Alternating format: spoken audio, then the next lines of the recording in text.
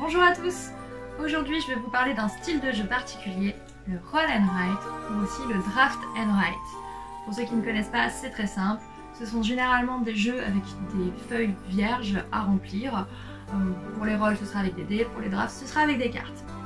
Donc je vais commencer par vous parler de celui avec les dés, le Harvest Dice. J'adore ce petit jeu qui ne paye pas de mine pourtant, car c'est un jeu qui est ultra simple à prendre en main, facile à transporter, jouable en une vingtaine de minutes. Et l'idée est toute simple mais très rigolote. Vous allez avoir un petit potager à remplir avec des tomates, des carottes et des salades. Vous avez donc des dés qui correspondent aux différents légumes.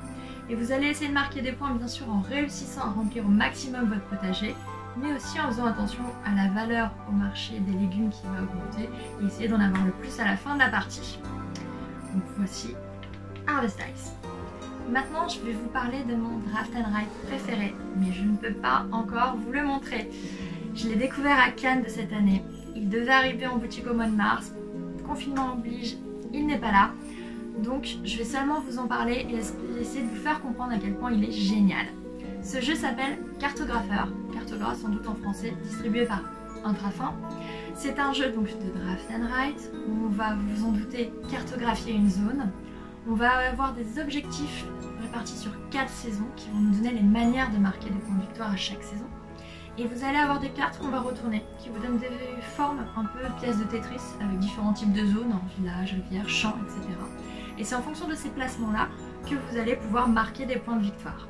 Bien sûr, vous allez pouvoir anticiper sur les tours à venir puisque vous connaissez les conditions de points de victoire pour les saisons à venir.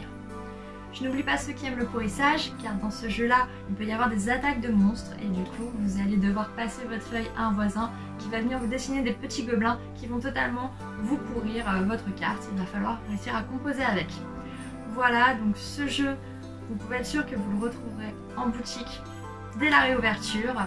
Moi en tout cas, il va rentrer dans ma ludothèque immédiatement. Voilà, c'est un jeu qui va durer une vingtaine de minutes, je sais pas si je l'avais dit. En tout cas, moi je vous invite à aller regarder les autres vidéos sur mes jeux préférés.